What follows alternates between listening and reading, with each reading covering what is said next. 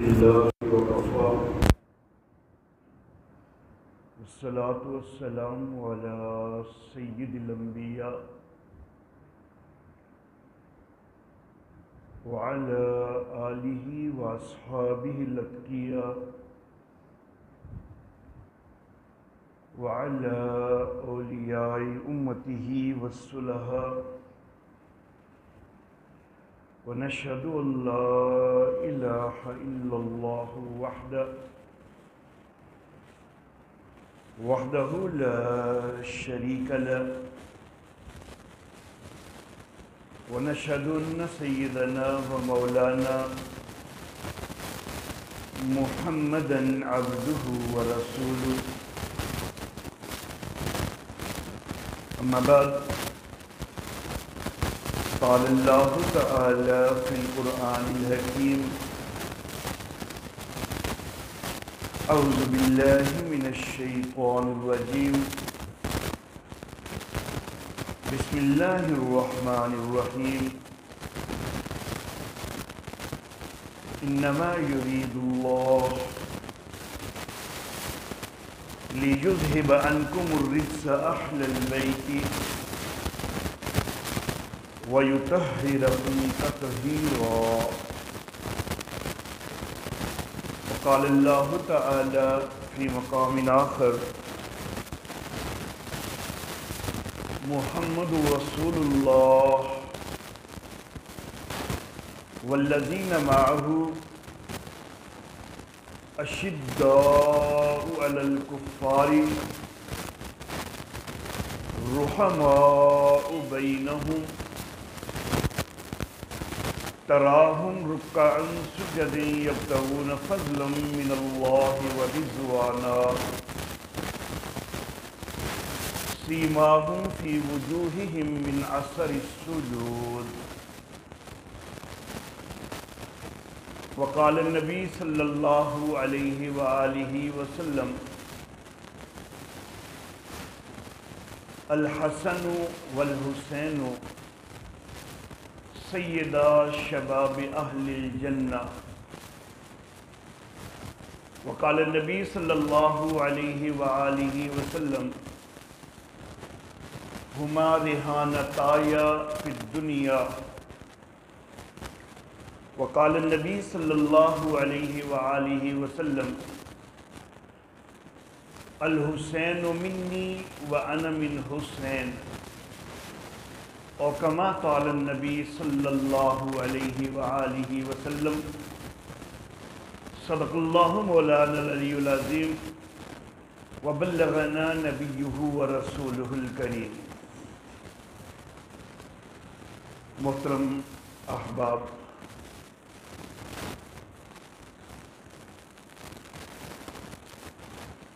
یہاں اس جامعہ مسجد مکی میں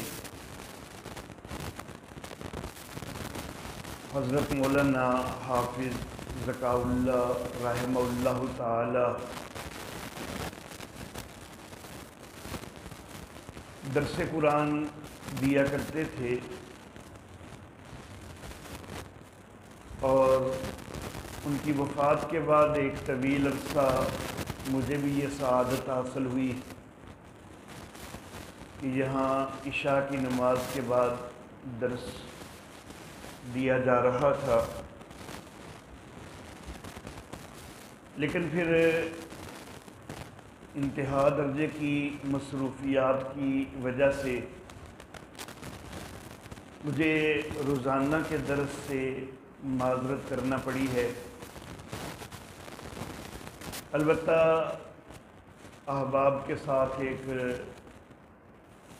تعلق، ایک محبت ہے، تو آپس میں ملاقات کا بہانہ بنا رہے، تو اس کے لیے 15 روزہ درس ہر ماہ کی پہلی اور تیسری اتوار کو عشاء کی نماز کے بعد وہ طے کیا گیا ہے۔ آج یہ اس سلسلہ کا پہلا درس ہے، اور جیسا کہ میرے برادر عزیز مولانا مشتاق رحمانی صاحب نے آپ کو بتلا دیا ہے کہ آج کے درس میں حضرت سیدنا حسین رضی اللہ تعالی عنہ ان کے حوالہ سے گفتگو کرنی ہے۔ قرآن حکیم کے دو مختلف مقامات سے ایک جگہ سے ایک آیت مبارکہ کا آخری حصہ اور دوسری جگہ سے ایک آیت مبارکہ کا ابتدائی حصہ تلاوت کرنے کی سعادت حاصل ہوئی ہے، اور اس کے ساتھ ساتھ 3 احادیث نبویہ مختصر سی ان کا بھی میں نے تذکرہ کیا ہے۔ جو پہلی آیت مبارکہ سورہ احزاب سے آیت کا آخری حصہ میں نے تلاوت کیا ہے، اس میں اللہ رب العزت ارشاد فرماتے ہیں کہ انما یرید اللہ، سوائے اس کے نہیں کہ اللہ یہ چاہتا ہے لیذھب عنکم الرجس اہل البیت، کہ اے گھر والو تم سے گندگی کو دور کر دے، وَيُطَهِّرَكُمْ تَطْهِيرًا، اور تم کو پاکیزہ کر دے صفائی کے ساتھ، ستھرائی کے ساتھ۔ دوسرا مقام جو میں نے تلاوت کیا سورۃ الفتح کی آخری آیت مبارکہ کا ابتدائی حصہ ہے،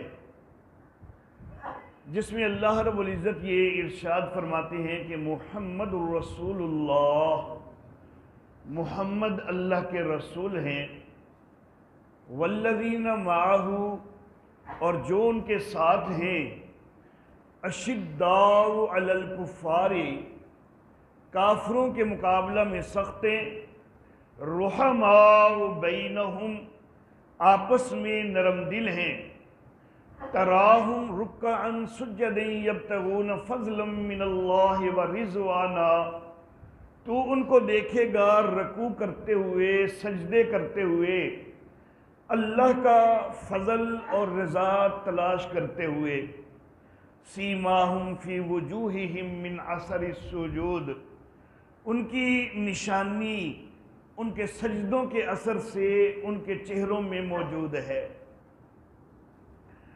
جو 3 مختصر سی احادیث مبارکہ میں نے ذکر کی ہیں، تو ان میں سے ایک میں رحمت کائنات صلی اللہ علیہ وآلہ وسلم یہ ارشاد فرماتے ہیں کہ الحسن والحسین سیدا شباب اہل الجنہ، حسن اور حسین جنت کے جوانوں کے سردار ہیں۔ جو دوسری حدیث مبارکہ میں نے ذکر کی، میرے آقا صلی اللہ علیہ وآلہ وسلم فرماتے ہیں ہما ریحانتایا فی الدنیا، یہ دنیا کے اندر یہ دونوں میری خوشبوئیں ہیں، میرے گل بابونہ ہیں۔ اور تیسری حدیث مبارکہ جس کا میں نے تذکرہ کیا، میرے آقا فرماتے ہیں الحسین منی وانا من حسین، حسین مجھ سے ہے اور میں حسین میں سے ہوں۔ حضرت سیدنا حسین رضی اللہ تعالی عنہ تاریخ اسلام کی انتہائی عظیم شخصیتیں، نواسہ رسول ہیں، جگر گوشہ بطول ہیں، رحمت کائنات صلی اللہ علیہ وآلہ وسلم کے کندھوں کے سواریں، میرے آقا صلی اللہ علیہ وآلہ وسلم کی گود میں کھیلنے کی سعادت حاصل کرنے والے ہیں، ہماری آنکھوں کا نور ہیں، ہمارے دلوں کا سرور ہیں۔ ان کی عظمت، ان کی رفعت، ان کی شان، ان کا مرتبہ، ان کا مقام، الحمدللہ ثم الحمدللہ، ہم اہل السنت والجماعت اس مرتبہ اور مقام کے حقیقی محافظ ہیں اور حقیقی انداز میں اس کو بیان کرنے والے ہیں۔ انتہائی عظیم شخصیتیں، انتہائی اعلیٰ مرتبہ، جس وقت ولادت ہوئی ہے تو یہ شرف حاصل ہوئے کہ سب سے پہلی خوراک جو ان کے لبوں سے، ان کے ہونٹوں سے، ان کے منہ تک پہنچی ہے، وہ میرے آقا سید الانبیاء خاتم النبیین محمد عربی صلی اللہ علیہ وآلہ وسلم کا لعاب دہن ہے۔ میرے آقا نے گڑتی دی ہے، اور گڑتی یہ نبی اکرم صلی اللہ علیہ وآلہ وسلم کی سنت ہے۔ دور حاضر میں کئی لوگ اس کی اہمیت کو گھٹا رہے ہیں، لیکن بہرحال یہ ایک سنت ہے، اور ہر سنت بڑی اہمیت والی ہوتی ہے۔ تو میرے حسین کو، سیدنا حسین کو، یہ گڑتی دینے والی شخصیت میرے آقا محمد عربی صلی اللہ علیہ وآلہ وسلم کی ہے، اور یہ بہت بڑی سعادت ہے کہ سب سے پہلی خوراک جو حضرت حسین کی بنی ہے تو وہ میرے آقا صلی اللہ علیہ وآلہ وسلم کا لعاب دہن ہے۔ ہمارے ہاں جس وقت کوئی بچہ پیدا ہوتا ہے، ہماری یہ کوشش ہوتی ہے کہ گڑتی اس بندے سے دلوائی جائے جو باقیوں کی نسبت بہتر ہو، جو زیادہ اچھا ہو، اور کئی دفعہ اگر کسی بڑے عالم کے ساتھ رابطہ ہو جائے، اذان کے لیے، گڑتی کے لیے اس کو بھی بلا لیا جاتا ہے۔ کوئی بہت بڑا مقتدا، کوئی بہت بڑا پیشوا، کوئی بہت بڑا عالم ہمارے بچوں کو گڑتی دے دے، ہم ساری زندگی فخر سے لوگوں کو بتاتے ہیں کہ میرے بیٹے کو فلاں نے گڑتی دی تھی۔ اللہ اللہ، اس بچے کو بھی اس کے شعور تک پہنچنے کے بعد بتلایا جاتا ہے کہ تجھے فلاں نے گڑتی دی ہوئی ہے۔ تو کیا عظمت ہے، کیا شان ہے اس سیدنا حسین کی کہ جن کو گڑتی میرے آقا محمد عربی صلی اللہ علیہ وآلہ وسلم سے ملی ہے۔ اللہ اللہ، کان میں اذان دی ہے تو وہ میرے آقا محمد عربی صلی اللہ علیہ وآلہ وسلم نے دی ہے۔ جو پہلی تکبیر کی صدا سیدنا حسین نے سنی ہے وہ میرے آقا محمد عربی صلی اللہ علیہ وآلہ وسلم کی زبان مبارک سے سنی ہے۔ کیا شان ہے سیدنا حسین کی کہ جن کا نام میرے آقا نے رکھا ہے۔ جب سیدنا حسن پیدا ہوئے، حضرت حسین کے بڑے بھائی سیدنا علی المرتضیٰ کے بڑے صاحبزادے حضرت علی رضی اللہ تعالی عنہ ایک جنگجو شخصیت ہیں، جنگ کے ساتھ بڑا پیار ہے، جنگ کے ساتھ محبت ہے، تو کہنے لگے میرا بیٹا پیدا ہوئے، اس کا نام حرب رکھنا ہے۔ میں نے اس کا نام حرب رکھا۔ حرب کا معنی جنگ۔ میرے آقا نے فرمایا کہ نہیں علی، یہ حرب نہیں، یہ حسن ہے۔ میرے آقا نے نام تبدیل کر دیا، حرب نہیں رکھنا، یہ حسن ہے۔ جب سیدنا حسین پیدا ہوئے، چھوٹے صاحبزادے پیدا ہوئے، حضرت علی رضی اللہ تعالی عنہ ان کے دل میں وہی خواہش کہ میں اپنے بیٹے کا، کسی ایک بیٹے کا نام حرب رکھوں گا، وہی خواہش دوبارہ بیدار ہوتی ہے۔ وہ کہتے ہیں کہ اب اس بیٹے کا نام میں حرب رکھنا چاہتا ہوں۔ میرے آقا نے فرمایا کہ نہیں علی، یہ حرب نہیں، یہ حسین ہے۔ اللہ اللہ، تو نام رکھا میرے آقا محمد عربی صلی اللہ علیہ وآلہ وسلم نے۔ عقیقے کا وقت آتا ہے، میرے آقا سیدنا علی المرتضیٰ اور سیدہ فاطمہ رضی اللہ تعالی عنہما دونوں کو منع کر دیتے ہیں کہ تم نے عقیقہ نہیں کرنا، میں اس کا نانا ہوں، عقیقہ میں خود کروں گا۔ حضرت سیدنا حسن کا عقیقہ بھی نبی اکرم صلی اللہ علیہ وآلہ وسلم نے خود کیا۔ حضرت سیدنا حسین رضی اللہ تعالی عنہ کا عقیقہ بھی میرے آقا محمد ربی صلی اللہ علیہ وآلہ وسلم نے خود کیا ہے۔ تو یہ کتنی سعادتیں ہیں جو ایک چھوٹی سی عمر کے اندر، بالکل چند دن کی عمر کے اندر جمع ہوتی جا رہی ہیں۔ اللہ اللہ، میرے آقا نے فرمایا ہما ریحانتایا فی الدنیا، یہ حسن اور حسین یہ دنیا کے اندر میرے گلے بابونہ ہیں، میری خوشبوئیں۔ اور حدیث میں آتا ہے کہ رحمت کائنات صلی اللہ علیہ وآلہ وسلم حضرت سیدہ فاطمہ رضی اللہ تعالی عنہا سے کہا کرتے تھے کہ میرے بیٹوں کو میرے پاس لاؤ نا۔ اللہ اللہ، ہیں تو نواسے تھے، لیکن میرے آقا محبت کے ساتھ یہ فرمایا کرتے تھے کہ میرے بیٹوں کو میرے پاس لاؤ نا۔ اور صحابی فرماتے ہیں کہ جس وقت پاس لایا جاتا، رحمت کائنات صلی اللہ علیہ وآلہ وسلم ان کو اپنے ساتھ بھی لگاتے اور ان کو سونگا بھی کرتے تھے، ان کو سونگا بھی کرتے تھے، کیونکہ یہ گلے بابونہ تھے، یہ میرے آقا کی خوشبوئیں تھیں، یہ دنیا کے اندر میرے آقا کی خوشبوئیں، اور جنت کے اندر جنت کے جوانوں کے سردار ہیں۔ دنیا کے اندر بھی بڑا مرتبہ ہے۔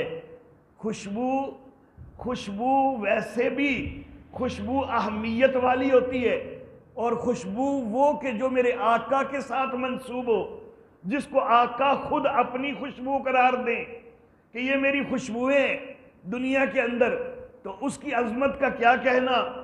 اور پھر جنت کے اندر میرے آقا نے فرمایا کہ الحسن والحسین سیدا شباب اہل الجنہ، حسن اور حسین یہ اہل جنت کے سردار ہیں۔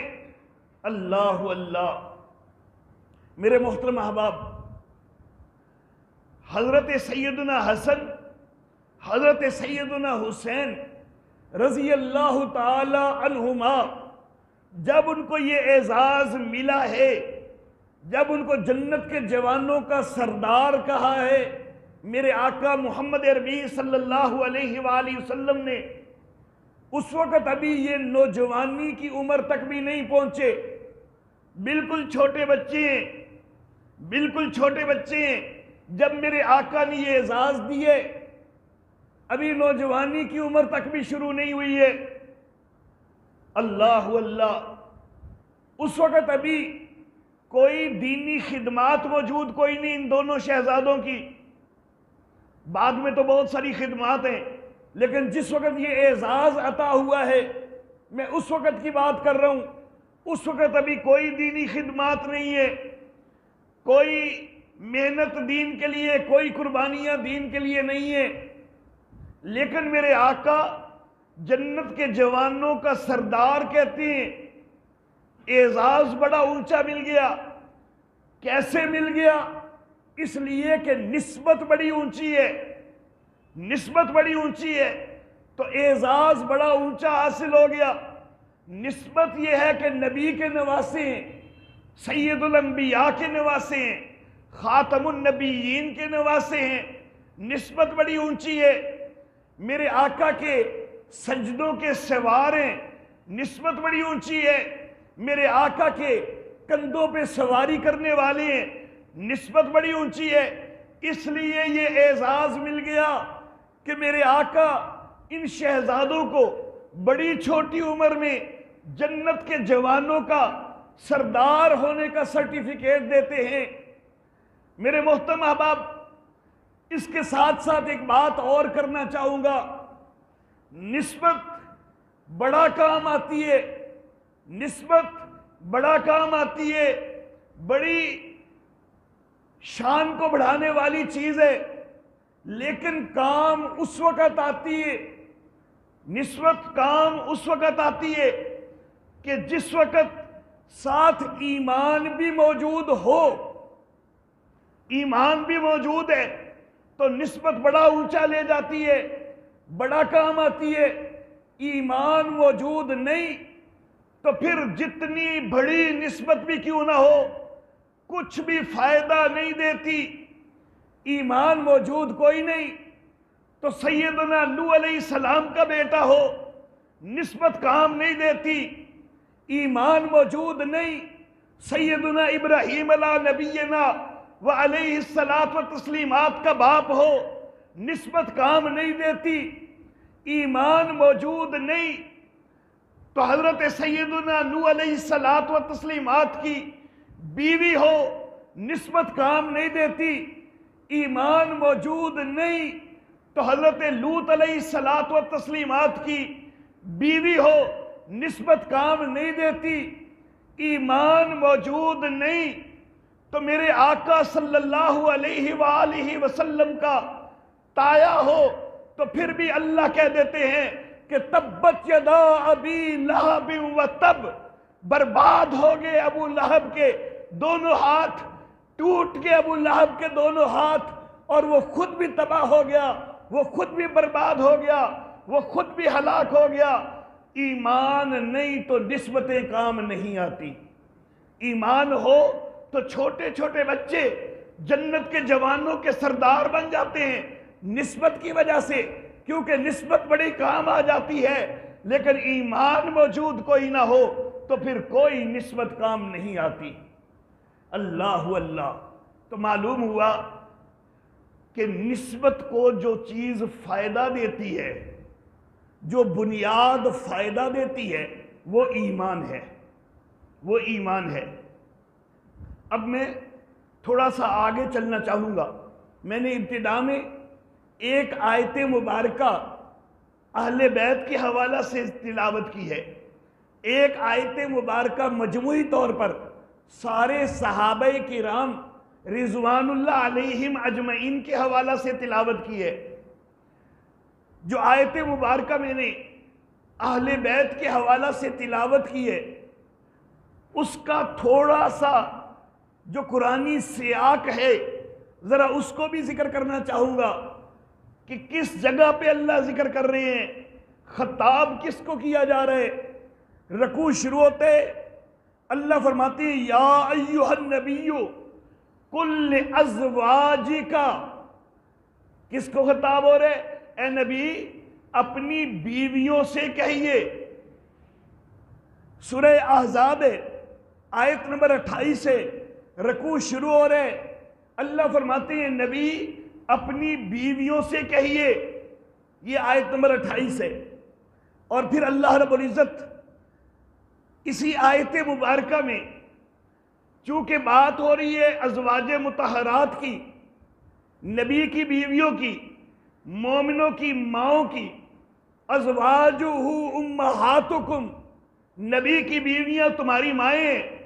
جب بات ہو رہی ہے خواتین کی، ایک خاتون کی نہیں زیادہ خواتین کی، تو معاملہ مؤنث کا ہے، جمع کا ہے، تو اللہ رب العزت جمع مؤنث کے صیغے لاتے ہیں، جمع مؤنث کی ضمیریں لاتے ہیں۔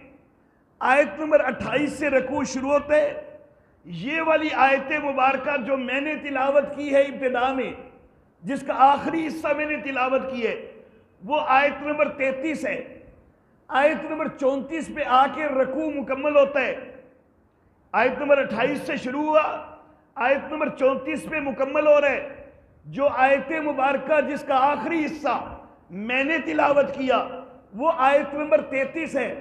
ذرا توجہ رکھیے گا، اللہ رب العزت نے جب آیت نمبر 28 سے خطاب شروع کیا ہے نا کہ کل لازواجک، نبی اپنی بیویوں سے کہیے، تو آگے ہر آیت میں اللہ رب العزت نے جمع مؤنث کے صیغے استعمال کیے، جمع مؤنث کی ضمیریں استعمال کی ہیں۔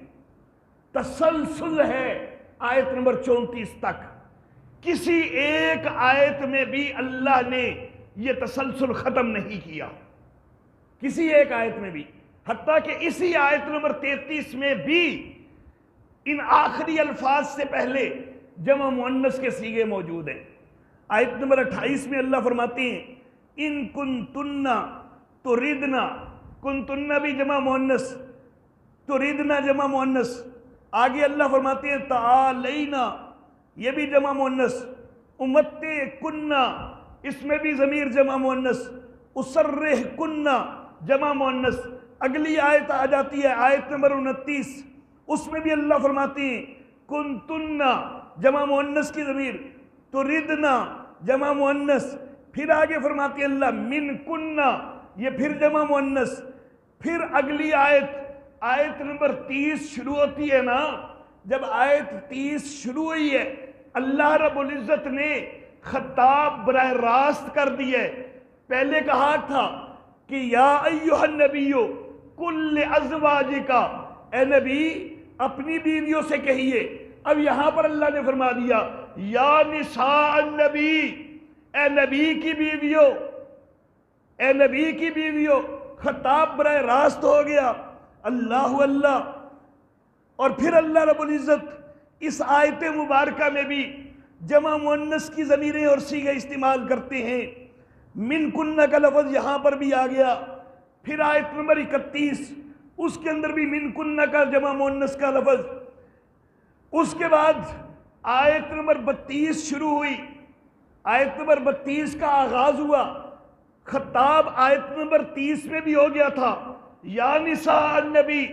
آیت نمبر 32 میں اللہ نے مزید پختہ کرتے ہوئے اسی خطاب کو دہرایا، پھر فرمایا یا نساء النبی، اے نبی کی بیویوں۔ صیغے پھر وہاں پر بھی جمع مؤنث کے، لستن کا لفظ ہے، ان اتقیتن کا لفظ ہے، فلا تخزان کا لفظ ہے، یہ سارے صیغے۔ اور پھر وہ آیت آ جاتی ہے کہ جس کا آخری حصہ میں نے تلاوت کیا ہے اس میں بھی صیغے کرنا، اللہ نے آغاز ہی جمع مؤنث سے کیا ہے، کرنا بیوت کنہ میں ضمیر پھر جمع مؤنث کی، لا تبرجنا، اقمنا الصلاۃ، آتینا الزکاۃ، اطیعنا اللہ، یہ ساری جمع مؤنث کی ضمیریں، سارے جمع مؤنث کے صیغے، تسلسل اللہ نے توڑنے نہیں دیا۔ اس آیت کے بعد اگلی آیت کو پھر جمع مؤنث سے شروع کر کے اللہ نے واضح کر دیا کہ تسلسل ابھی بھی برقرار ہے۔ وَاذْكُرْنَا پہلا لفظ ہی جمع مؤنث کا استعمال کر دیا، بُيُوتِكُنَّ یہ پھر ضمیر جمع مؤنث کی استعمال کر دی۔ تو گویا کہ پورا رکوع کس کے لیے ہے؟ ازواج مطہرات کے لیے، نبی کی بیویوں کے لیے، امت کی ماؤں کے لیے ہے، ازواج مطہرات کے لیے ہے۔ کسی ایک آیت میں بھی یہ ضمیروں کا تسلسل ٹوٹ گیا ہوتا نا تو پھر شاید کسی کو یہ کہنے کا موقع مل جاتا جی ہن ایتھوں گل کسے اور دی شروع ہو گئی ہے، لیکن اللہ نے تسلسل نہیں توڑنے دیا تاکہ کوئی یہ نہ کہہ سکے کہ ایتھوں گل کسے اور دی شروع ہو گئی ہے۔ اللہ نے واضح کیا کہ بات نبی کی بیویوں کی ہو رہی ہے۔ اللہ اللہ۔ اور اللہ نے فرمایا انما یرید اللہ، اللہ ارادہ رکھتے ہیں، اللہ چاہتے ہیں لیذھب عنکم الرجس اہل البیت، اے گھر والو تم سے گندگی کو دور کریں۔ اور جو اہل البیت ہے اس کا حقیقی اور قریب ترین مصداق بیوی ہوا کرتی ہے۔ جس وقت آپ سے کوئی پوچھے جی تواڈے گھر والیاں دا کی حال ہے تے سب تو پہلے کدا حال مراد ہوندا ہے؟ بیوی دا ہی مراد ہوندا ہے۔ جمع واسطے ہوئے اگر گھر والے تے او دے چلو ہور بچے شچے بھی آ جاندے نے، لیکن خاص طور تے جدو واحد اگر ہوئے تے پھر صرف بیوی ہی مراد ہوندی ہے۔ کسی عورت نو پوچھو کہ تواڈے گھر والے دا کی حال ہے تے عورت کدا حال دسے گی؟ اپنے خاوند دا حال دسے گی، اپنے باپ دا نہیں دسے گی، اپنے خاوند دا حال دسے گی۔ تے گھر والے اے اصطلاح ہی خاص طور تے میاں بیوی واسطے سب تو زیادہ ہے۔ باقی سارے گھر والے ہیں، اولاد بھی گھر والی ہے، لیکن اولاد نے آگے نئے گھروں کی بنیاد رکھ دینی ہوتی ہے۔ اولاد نے نئے گھروں کی بنیاد رکھ دینی ہوتی ہے۔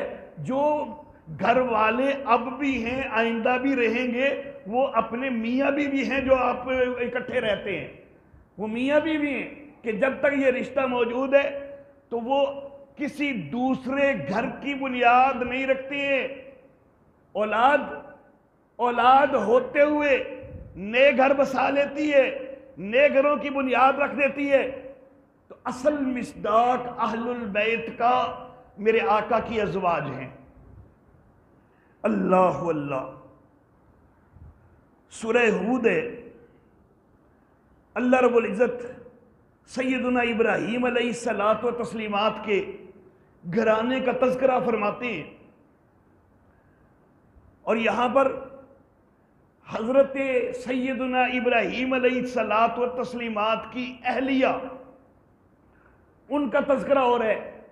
فرشتے حضرت ابراہیم کی اہلیہ حضرت سارہ رضی اللہ تعالی عنہا سے کہتے ہیں کہ رحمت اللہ وبرکاتہ علیکم اہل البیت، اے گھر والو، خطاب کس کو کیا جا رہا ہے؟ حضرت سارہ کو، اور حضرت سارہ کو خاص طور پر کہا جا رہا ہے اے گھر والو، تمہارے اوپر اللہ کی رحمتیں ہوں اور اللہ کی برکتیں ہوں۔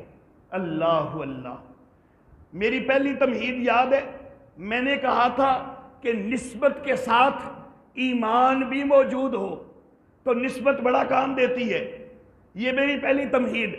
اور اسی سورہ ہود میں جہاں سے میں نے حضرت ابراہیم علیہ السلام کے متعلق ذکر کیا، اسی سورہ ہود میں میری اس بات پر دلیل بھی موجود ہے کہ نسبت تبھی کام دیتی ہے کہ جب ایمان موجود ہو۔ نوح علیہ السلام کا بیٹا ہے، آنکھوں کے سامنے غرق ہو رہے، وَنَادَى نُوحٌ رَبَّهُ، حضرت نوح علیہ السلام نے اپنے رب کو پکارا، فَقَالَ رَبِّ إِنَّ ابْنِي مِنْ أَهْلِي، اللہ اللہ، یا اللہ اے میرے رب، میرا بیٹا میرے گھر والوں میں سے ہے، میرے اہل بیت میں سے ہے۔ اللہ اللہ، لیکن اللہ رب العزت نے کیا فرمایا؟ یا نوح انہو لیس من اہلک، ہے تو سگا بیٹا، ہے تو سگا بیٹا، لیکن اللہ نے فرما دیا کہ نوح نہیں، وہ تیرے اہل بیت میں نہیں ہے، کیونکہ اس کا ایمان کوئی نہیں۔ انہو اللہ اللہ عمل غیر صالح، وہ تو برے اعمال والا ہے، نبی کا بیٹا کہلانے کا کیسے مستحق ہے؟ تو گویا کہ ہے نبی کا بیٹا، حقیقی بیٹا، لیکن اللہ کہہ دیتے ہیں انہو لیس من اہلک، تیرا اہل بیت کہلانے کا مستحق نہیں ہے۔ اللہ اللہ، تو نسبتیں کام آتی ہیں، بڑی کام آتی ہیں، لیکن ایمان موجود ہو۔ دوسری آیت مبارکہ میں نے صحابہ کرام رضوان اللہ علیہم اجمعین کے متعلق وہ تلاوت کی ہے۔ شرف صحابیت، شرف صحابیت ایمان کا دوسرا نام ہے۔ شرف صحابیت ایمان کا دوسرا نام ہے۔ اہل بیت میں سے ہونا یہ نسبت کا دوسرا نام ہے۔ اہل بیت میں سے ہونا یہ نسبت کا دوسرا نام ہے۔ شرف صحابیت یہ ایمان کا دوسرا نام ہے۔ نسبت کام تب آتی ہے کہ جب ایمان موجود ہو، تو اہل بیت ہونا تب کام آتا ہے کہ جب صحابیت موجود ہو۔ جب صحابیت موجود ہو تو بنیاد صحابیت ہے، بنیاد صحابیت ہے۔ اگر صحابیت کوئی نہیں، جتنی مرضی اونچی نسبت ہو ساری برباد ہو جایا کرتی ہے۔ اللہ اللہ، تو میرے محترم احباب، ہم اشاعت التوحید و سنہ والوں کو، ہم اہل السنت والجماعت والوں کو عام طور پر کئی لوگ یہ کہتے ہیں کہ جی اے اہل بیت دی شان نہیں بیان کر دے۔ میں عرض کرنا چاہوں گا، جس وقت بھی ہم صحابہ کی عظمت بیان کرتے ہیں، اگرچہ ہم اہل بیت کی عظمت کے لیے بھی باقاعدہ دروس کرتے ہیں، جیسا کہ آج کا درس بھی ہو رہا ہے، لیکن جب ہم صحابہ کی بھی شان بیان کرتے ہیں نا، تو اس میں ایک بڑا اولین مصداق اہل بیت ہوا کرتے ہیں۔ صحابہ اہل بیت سے ہٹ کر نہیں ہیں، صحابہ اہل بیت سے ہٹ کے نہیں ہیں۔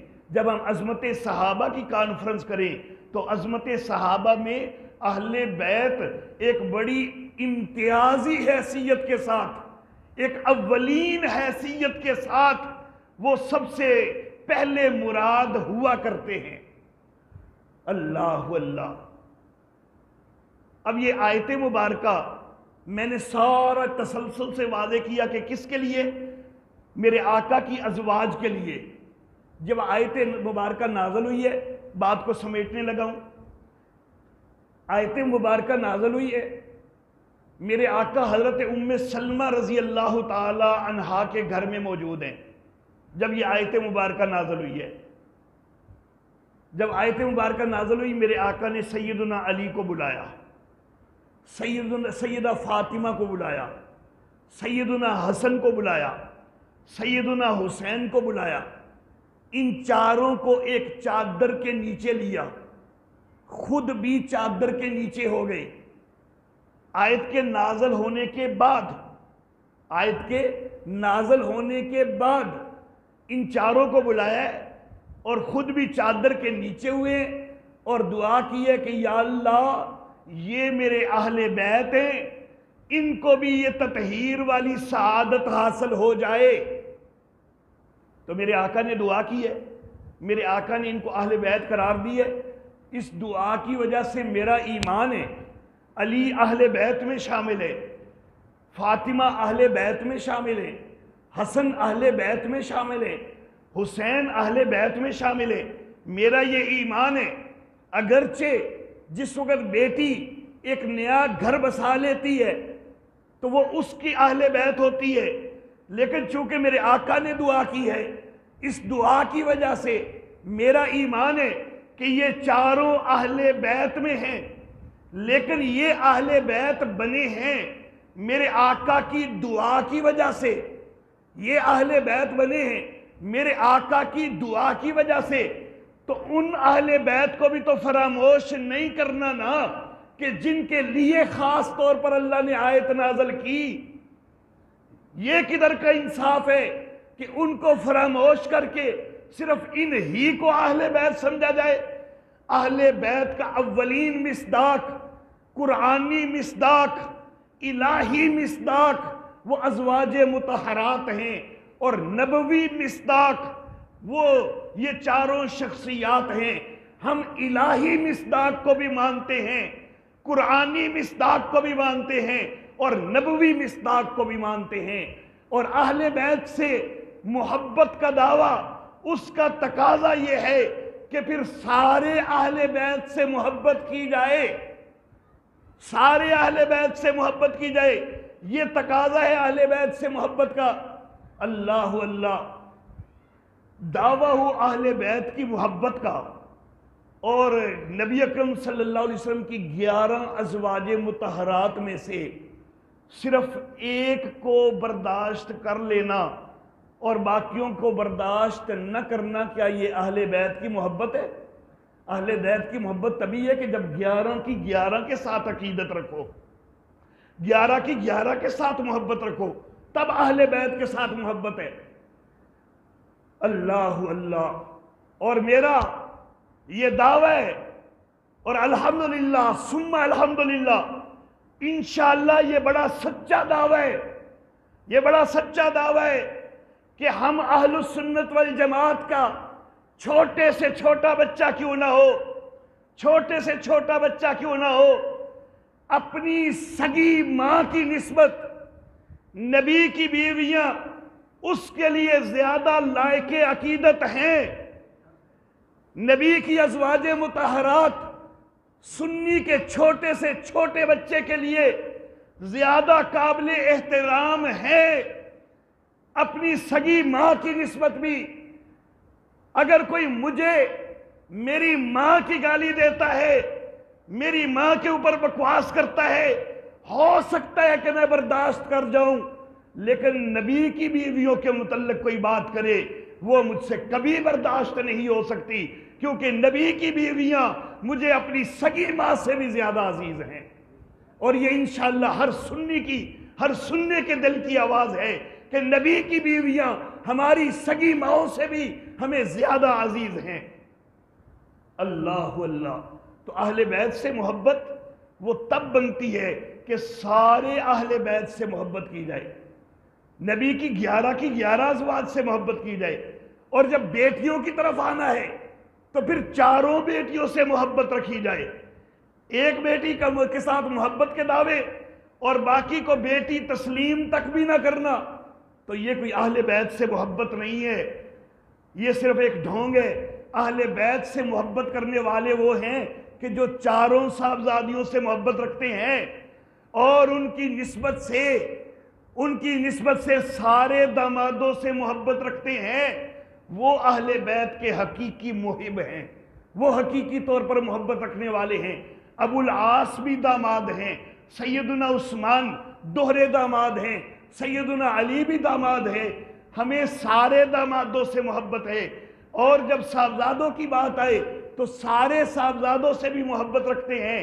تو اہل السنت والجماعت جو ہیں وہ حقیقی محبت رکھتے ہیں۔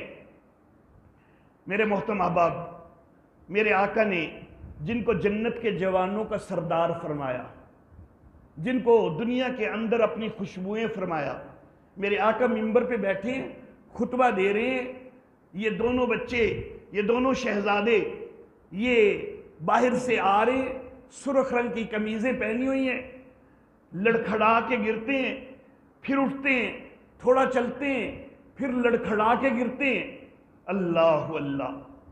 میرے محترم احباب، جانوروں کے جو بچے ہوتے ہیں نا، بڑی جلدی چلنا شروع کر دیتے ہیں، انسان کا بچہ جلدی نہیں چلنا شروع کرتا۔ انسان کے بچے کو اللہ رب العزت چلنے کی طاقت اس وقت دیتے ہیں کہ جب ہلکی پھلکی چوٹ کو وہ برداشت کرنے کی صلاحیت اپنے اندر بنا لیتا ہے، اس کے اندر اتنی قوت آ چکی ہوتی ہے۔ تو بچہ جس وقت لڑکھڑا کے گرتا ہے نا، تو اس وقت تک اس کی جسمانی نشو و نما اتنی ہو چکی ہوتی ہے کہ وہ یہ چوٹ برداشت کر سکتا ہوتا ہے۔ اللہ اللہ۔ تو میرے آقا کو بھی پتا تھا کہ جو حضرت حسن کو چوٹ لگ رہی ہے، حضرت حسین کو چوٹ لگ رہی ہے، یہ کوئی بہت بڑی چوٹ نہیں ہے، لڑکھڑا کے گرنے کی چوٹ ہے، لیکن میرے آقا اس چوٹ پہ بھی صبر نہیں کر سکے۔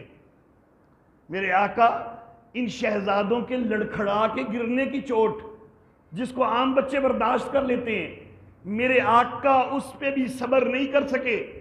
خطبے کو باقاعدہ چھوڑا، خطبے کو چھوڑ کے منبر سے اترے، دونوں بچوں کو اٹھایا، لا کے منبر پہ بیٹھ کے ایک کو اپنی دائیں ران مبارک پہ بٹھایا، دوسرے کو بائیں ران مبارک پہ بٹھایا، اور آیت مبارکہ کی تلاوت کی، انما اموالکم و اولادکم فتنہ، تمہارے مال اور تمہاری اولادیں تمہاری جانچ بن جایا کرتی ہیں، تمہارے لیے جانچ بنتی ہیں۔ اللہ اللہ۔ اور پھر میرے آقا نے فرمایا کہ یہ جس وقت یہ دونوں بچے آ رہے تھے، یہ دونوں شہزادے آئے رہے تھے، حدیث میں لفظ ملتے ہیں فَلَمْ أَصْبِرْ، مجھ سے صبر نہیں ہو سکا، مجھ سے صبر نہیں ہو سکا، حَتَّى قَطَعْتُ حَدِيثِي وَرَفَعْتُهُمَا، یہاں تک کہ میں نے اپنی بات کو چھوڑ دیا اور جا کے ان کو اٹھا لیا۔ جن شہزادوں کا نبی اکرم صلی اللہ علیہ وسلم کو لڑکھڑا کے گرنا بھی برداشت نہیں۔ اللہ اللہ۔ کتنے بدبخت ہیں، کتنے ملعون ہیں وہ کوفی کہ ان شہزادوں میں سے ایک کو انہوں نے زہر دے دیا اور دوسرے کو 10 محرم کو انتہائی بے دردی سے شہید کر دیا۔ اللہ اللہ۔ جب حضرت علی اصغر رحمہ اللہ تعالی شہید ہوئے نا، تبری کے اندر روایت موجود ہے، حضرت سیدنا حسین رضی اللہ تعالی عنہ اس وقت بد دعا کرنے پہ مجبور ہو گئے، اللہم احکم بیننا و بین قوم دعونا فیقتلونا، یا اللہ تو فیصلہ فرما دے، ہمارے اور ان لوگوں کے درمیان کہ جنہوں نے ہمیں بلایا تھا. اللہ اللہ، دعونا لینصرونا، دعوے یہ کر کے بلایا تھا کہ ہماری مدد کریں گے. فیقتلونا، لیکن اب ہمیں قتل کر رہے ہیں. یا اللہ ہمارے اور ان کے درمیان تو فیصلہ فرما دے. تو کنہوں نے بلایا تھا؟ کوفیوں نے بلایا تھا. کوفیوں نے بلایا تھا. تو حضرت سیدنا حسین میدان کربلا میں کس کے خلاف بد دعا کر رہے ہیں؟ جنہوں نے مدد کا نام لے کے بلایا، کوفیوں نے بلایا، ان کے خلاف بد دعا کر رہے ہیں. وہ حقیقتاً قاتل ہیں. اللہ اللہ. قافلہ حسینی، اس میں صرف ایک نوجوان مرد وہ زندہ بچا ہے، باقی خواتین زندہ بچی ہیں. مرد صرف ایک زندہ بچا ہے، علی زین العابدین رحمہ اللہ تعالی. جب یہ قافلہ کوفہ کے اندر لے جایا گیا ہے، کوفہ کی عورتیں بین کر رہی ہیں، رو رہی ہیں، ماتم کر رہی ہیں. تو حضرت علی زین العابدین کیا کہتے ہیں رحمہ اللہ تعالی؟ حضرت علی زین العابدین کہتے ہیں کہ یہ ہمارے اوپر رو رہے ہیں تو پھر ہمیں مارا کس نے ہے؟ انہی کوفیوں نے، ظالموں نے مارا ہے، اور آج یہ خود ہی رو رہے ہیں، خود ہی ماتم کر رہے ہیں، بین کر رہے ہیں. اللہ اللہ. اور سیدنا حسین کی صاحبزادی حضرت سکینہ رحمہ اللہ تعالی عنہا، حضرت مصعب بن زمیر کی اہلیہ. اللہ اللہ. واقعہ کربلا کے بہت بعد جب کوفیوں نے ان کے خاوند حضرت مصعب رحمہ اللہ کو بھی شہید کر دیا نا، تو انہوں نے یہ الفاظ کہے کہ قتلتم ابی و جدی و اخی و امی و زوجی ایتمتمونی صغیرتن و ایمتمونی کبیرتن. ظالمو، تم نے میرے باپ کو بھی شہید کیا تھا. کون باپ؟ حضرت سیدنا حسین. کوفیوں سے کہہ رہی ہے حضرت سکینہ، حضرت حسین کی صاحبزادی، کوفیوں سے کہہ رہی ہے ظالمو تم نے میرے باپ کو بھی شہید کیا، حضرت حسین کو بھی، وجدی، اور میرے دادا کو بھی شہید کیا حضرت سیدنا علی المرتضیٰ کو، وَأَخِي، میرے بھائی کو بھی شہید کیا، میرے بھائی علی اصغر کو شہید کیا، میرے بھائی عبداللہ کو شہید کیا، میرے بھائی علی اکبر کو تم نے شہید کیا، وَأَمِّي، میرے تایا کو تم نے شہید کیا حضرت حسن کو، وَزَوْجِي، اور اب میرے خامد کو بھی تم نے شہید کر دیا بدبختو، مصعب بن زبیر کو. ایتنتمونی صغیرتن، جب میں چھوٹی بچی تھی تم نے مجھے یتیم کر دیا، اور ایتمتمونی کبیرتن، آج میں جوان ہوں، بڑی ہوئی ہوں، تم نے مجھے بیوہ کر دیا ہے. کس کو خطاب کیا جا رہا ہے؟ کوفیوں کو خطاب کیا جا رہا ہے. حضرت ام سلمہ رضی اللہ تعالی عنہا، جس وقت حضرت حسین رضی اللہ تعالی عنہ کی شہادت کی اطلاع ملتی ہے، حضرت ام سلمہ کوفیوں کے اوپر، عراقیوں کے اوپر لعنت کرتی ہیں. اور مسعودی نے لکھا اور ملا باقر مجلسی نے، کتابیں تمہاری بہار الانوار میں ملا باقر مجلسی نے لکھا کہ جتنے حضرت حسین کو شہید کرنے والے ہیں سارے کے سارے کوفی تھے. فَلَمْ يَحْزُرْهُمْ شَامِيٌّ، ایک بھی شامی بندہ ان کے اندر موجود نہیں تھا، شہید کرنے والے سارے کوفی تھے. حضرت عبداللہ ابن عمر رضی اللہ تعالیٰ عنہما احرام کے حالت میں ایک بندے نے، عراقی بندہ تھا، کوفے کے علاقے کا تھا، کوفہ جو ہے عراق میں ہے، تو ایک عراقی نے حضرت عبداللہ ابن عمر سے سوال کیا کہ اگر احرام کی حالت میں مچھر مر جائے تو اس کے اوپر کیا فدیہ ہے؟ تو حضرت عبداللہ ابن عمر نے کہا کہ ظالموں، نبی کے بیٹے کو شہید کرتے ہوئے تمہیں مسئلے نہیں یاد آئے تھے؟ آج ایک مچھر کیا مطلب مسئلہ پوچھ رہے ہو؟ نبی کے بیٹے کو شہید کر دیا، اس وقت تمہیں خیال نہیں آیا تھا کہ کیا بھگتنا پڑے گا، کس طرح جہنم رسید ہوگے؟ آج ایک مچھر کے متعلق مسئلہ پوچھ رہے ہو؟